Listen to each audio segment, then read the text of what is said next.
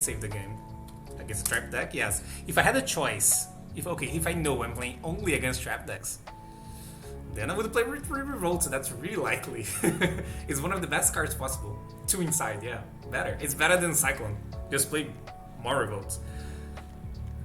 This is not that bad idea, to be honest.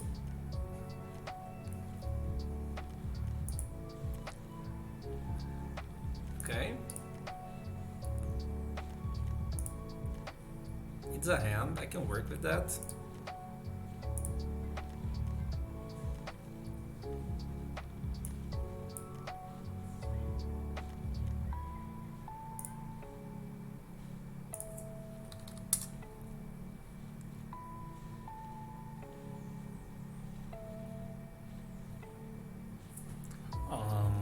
Here maybe I change. Maybe I got a Cowers here, right? In case he negates my Nerval. Nah. It's the same, right? So it's better for me to not show I have a Nerval.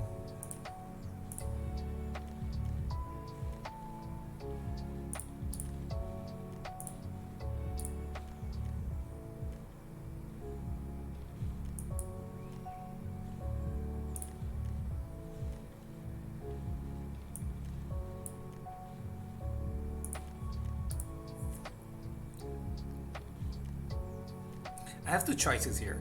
I can either just do the bounce guy here, or if I go for, I can do, no, I can do just, I think I go just Revolt here, right? Maybe Revolt is better, right? It's alive, right? It's alive. 1, 2, 3. Yeah, it's alive, it's alive.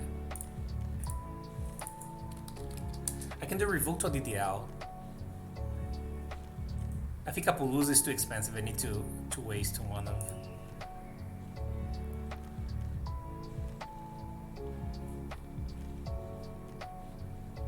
I think the DDL gives me more. No, not necessarily. No, I feel like I'll go for Boom Revolt. Revolt is really annoying.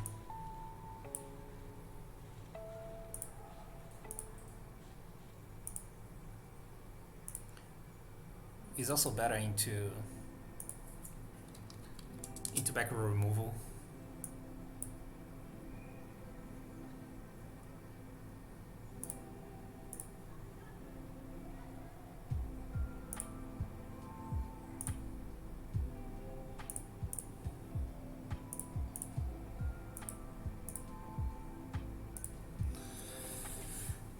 Okay.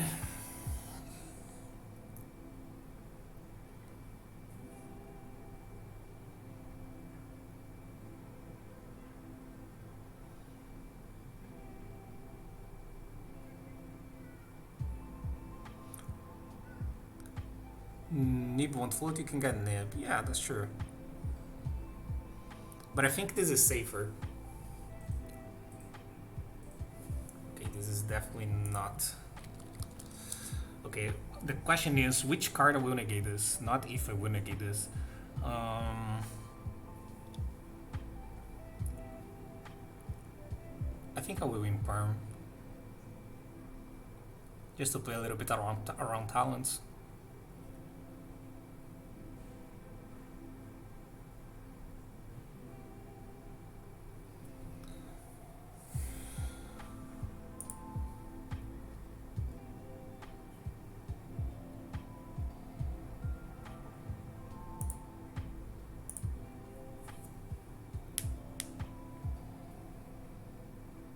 Let's see. I think it does because I want to Ash better than I want to Veiler. So if he uses a good spell here that I want to Ash, if I Veiler and he talents for a hand, I lose the Ash and keep him Perm. But Imperm is worse than Ash in this matchup. So that was my reasoning. It's not the same. It does change if he goes for a hand and take away my Ash and go like Nova. Or shit like that. Preparation. Cards that I would Ash that I couldn't if it was Imperm. Assuming he would go for hand. Now, if he's... Okay, so this...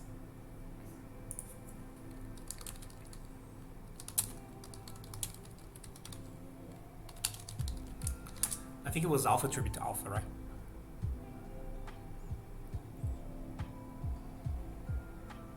Yeah, okay, that's F and Ash.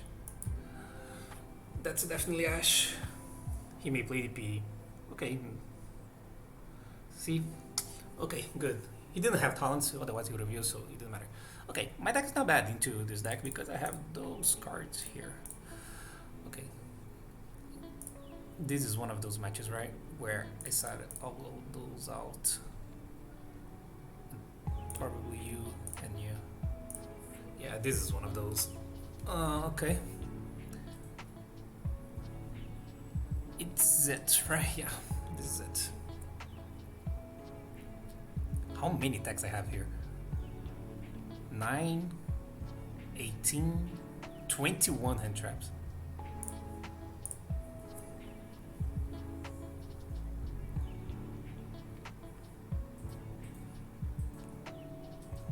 Only two, oh, it happened. It's that. This is so unlikely. I won. He didn't need to give up. Look, the likelihood of that happening. It actually happening.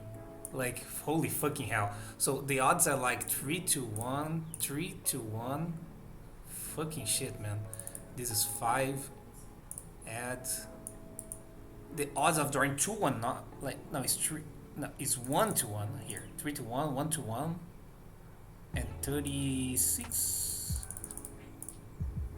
So the odds of drawing, because I don't know what you guys noticed, but like I side out the puppy and the Calantosa. So if I drew a Calantosa, my obedience school is that. Okay, that's a risk that I usually take only against hard combo decks, which it is the case right now. So the odds of that happening, obedience school and Calantosa together, it is 3 obedience school to 1 draw, 1 Calantosa to 1 draw, and 36 cards and 40 cards. So the odds is 3.5% to that to happen. And that to matter, it needs to be a hand that necessarily I don't have Nibiru, because if I do have Nibiru, I can even use obedience school to begin with, so it doesn't matter in that case too. So that's if you account Nibiru here, if you want to account Nibiru here, which I know it's like this, right? It's like 0.7%. So yeah.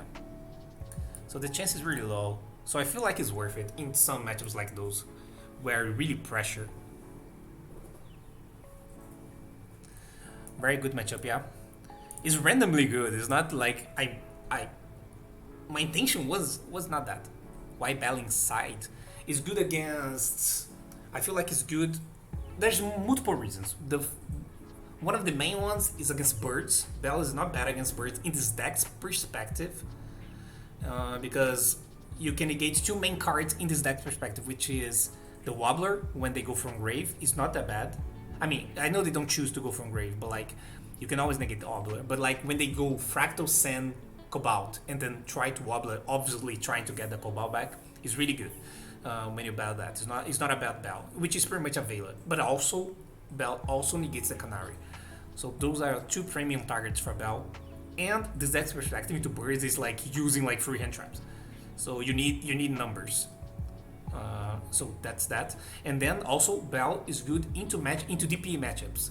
There's 2 main DPE matchups right now, which is Invoked DPE and Sky DPE, and Belle is good into the DPE itself, right?